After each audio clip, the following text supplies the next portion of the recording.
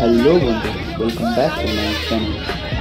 আজকে যে ভিডিওটা তোমরা দেখছো সেটা থাম্বনেল এবং টাইটেল থেকে বুঝেই গেছো ভিডিওটা কী নিয়ে হতে চলেছে। তো আজ দেখতে ডিসেম্বর চলে এলো এবং যে সমস্ত স্টুডেন্টরা মাধ্যমিকের ক্যান্ডিডেট অথবা এইচএসের ক্যান্ডিডেট তাদেরকে পরীক্ষা সম্ভবত কমপ্লিট হয়ে গেছে। ডিসেম্বর মানে আবার অন্যান্য স্টুডেন্টদের কিন্তু পরীক্ষা শুরু হবে।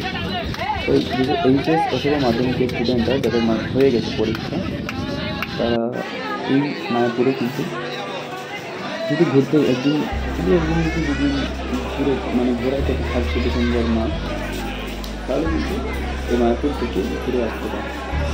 কারণ এখানে গিয়ে কিন্তু একটা শান্তির জায়গা। তো আমরা গিয়েছিলাম গ্রীষ্মের সময়, অফিস থেকেই গিয়েছিলাম, যে আমাদের যাত্রাটা শুরু হয়েছিল ঝাড়গ্রাম থেকে। এই নতুন মন্দিরটা তৈরি করা হচ্ছে কিন্তু এখনও কমপ্লিট হয়নি। এশিয়ার বৃহত্তম একটা মন্দির। এবং মায়াপুরে পৌঁছানোর পর প্রথমে একটা থাকার ব্যবস্থা থাকার জায়গা নিতে হবে। সেক্ষেত্রে কিন্তু খুব কম রেটেই হোটেল পাওয়া যায় এবং গিয়েই কিন্তু সেখানে কিন্তু তাড়াতাড়ি টোকেন নিয়ে নিতে হবে খাবারের জন্য। সেক্ষেত্রে কিন্তু খাবারের যে মান খুবই ভালো এবং টোকেনটা কিন্তু তাড়াতাড়ি নিয়ে নিতে হবে, নাহলে কিন্তু শেষ হয়ে যেতে পারে। এখনও যে বিভিন্ন এখানে তথ্য রয়েছে, আমরা সেই গরমের সময়টাতে গিয়েছিলাম, তাই এতটা ঠিক মনে নেই, ভিডিওটা দেবো করে দেওয়া হয়নি। এই ডিসেম্বরের সময় কিন্তু যেতে পারেন।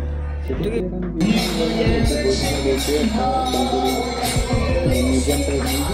বিড়লা রামমন্ডল টাইপের রয়েছে। ভেতরে যে মন্দির রয়েছে, অ্যাকচুয়ালি ভেতরে চামড়ার বেল্ট অথবা জুতো, মোবাইল এগুলো অ্যালাউ নয়, কিন্তু আমি সেখানের যে পুরোহিত মাছগুলি পুজো করে বা যাদের মোবাইল অ্যালাউ, কেবলমাত্র যারা পার্সোনাল ছিল তাদের অ্যালাউ নয়, কিন্তু বাকিদের অ্যালাউ রয়েছে। আমাদের দেখানোর জন্য আমি তার কাছে কিন্তু রিকোয়েস্ট করে ভিডিও নিয়েছিলাম যে ভিডিও কি দেওয়া যাবে, তো সে বললো হ্যাঁ দেওয়া যাবে। তখন সে আমাকে সেন্ড করেছিল। এরপর সেখানে কিছুক্ষণ সময় কাটিয়ে সেখানে ভেতরের যে দৃশ্য এবং ভেতরের একটা শান্তি, একটা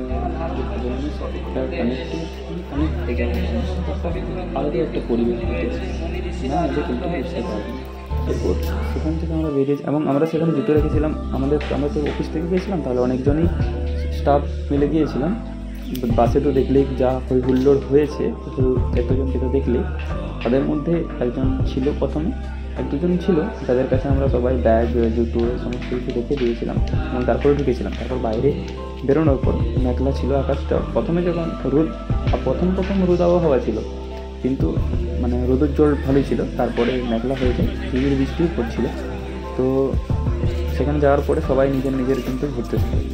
প্রথমে আমি কিন্তু 2-3 জন মিলে ঘুরছিলাম, তারপরে তারাও নিজের ঘুরতে থাকে এবং আমি তো একা হয়ে যাই এবং একাই ঘুরতে থাকি।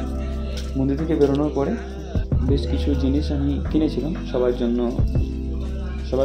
আলাদা একটা করে জিনিস কিনে এনেছিলাম, গিফট।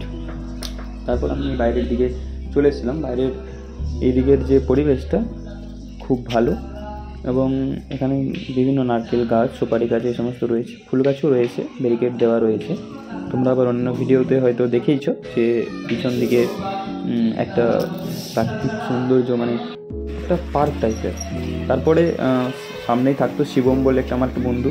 আমি যখন ক্লাস 10 পর্যন্ত যে স্কুলে পড়েছিলাম, সেখানের বন্ধু শিবম এই অরেঞ্জ কালারের ড্রেস পরেছিল। সে কিন্তু এসেছিল আমার সাথে দেখা করতে, এবং পাশেরটা তারই এক বন্ধু ছিল। সে কিছুক্ষণ সময় আমি তার সাথে কাটিয়েছিলাম। এরপর খাওয়ারের পালা। আমাদেরকে টোকেন প্রথমে দিয়ে দিয়েছিল। রুম থেকে যখন বেরোচ্ছি তখনই সবাইকে একটা করে টোকেন দিয়ে দিয়েছিল। এবং খাবারের ব্যবস্থা কিন্তু খুব ভালো। এই যে একটা উঁচু করে উঠোন টাইপ রয়েছে, সেখানে থালা রেখে নিচে বসতে হবে এবং সেখানে খেতে হবে। এবং যদি হ্যান্ডিক্যাপ রয়েছে তাদের ক্ষেত্রেও কিন্তু এখানে ব্যবস্থা রয়েছে, চিকিৎসার ব্যবস্থা রয়েছে হ্যান্ডিক্যাপের জন্য, শারীরিক প্রবলেম থাকে সেক্ষেত্রে। এবং সেখানে কিন্তু সেখানে খালি পায়ে ঢুকতে হয় এবং জুতো রাখার জন্য কক্ষ মানে রয়েছে, একটা কক্ষ রয়েছে, সেক্ষেত্রে কোনো টাকা চার্জ করেন। সেক্ষেত্রে তোমাদের যদি ভালো লাগে সেক্ষেত্রে ওরা বলবে যে আপনার যা ইচ্ছে চাইলে দিতেও পারেন, আবার না চাইলে না দিতেও পারেন। ওরা কিন্তু জুতো ভালো করে রেখে দেবে। জুতো রেখে ওর খাওয়া দাওয়া কমপ্লিট করে বেরিয়ে এলেন, জুতো নিয়ে আবার চলে এলেন। সেক্ষেত্রে এরপরে আমরা ফেরার সময় লোড হতে থাকে রাস্তা।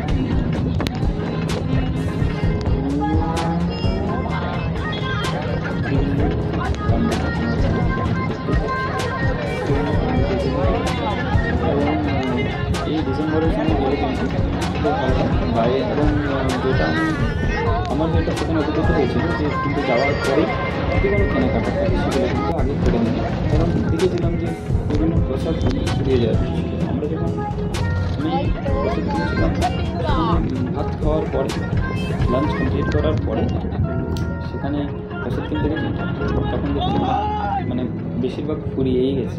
তো 100 টাকার একটা প্যাকেজ থাকে, মানে বিভিন্ন প্রসাদ মানে বিভিন্ন যে জিনিস মিক্স করে সেটা করে আমি যখন কিছু মিক্স করিয়ে তখন যা ছিল ওইগুলো দিয়েই কাজ করে না। আর এছাড়াও জিনিসপত্র নিয়েছি কম ভালো। এছাড়াও বিভিন্ন অঙ্কনে রয়েছে, গঙ্গার ঘাট রয়েছে, ইস্কন থেকে ওইদিকে গঙ্গার ওই পারে নবদ্বীপ যেতেই পারে, এরপরে গোশালা রয়েছে, তারপরে রয়েছে একটা মিউজিয়াম নয় বিড়লা তারা মন্দির যে রয়েছে না কলকাতাতে, ঠিক ওই টাইপেরই একটা রয়েছে যেখানে বিভিন্ন শো হয়, টিকিট কেটে ঢুকতে হবে। এই সমস্তগুলো রয়েছে। তো দেখতে থাকো আজকের এই ভিডিও। সবাই হুল্লোড় করতে করতে আমরা ফিরি এবং আমরা সেখানে বিকেল 3টে বেরিয়ে যাই।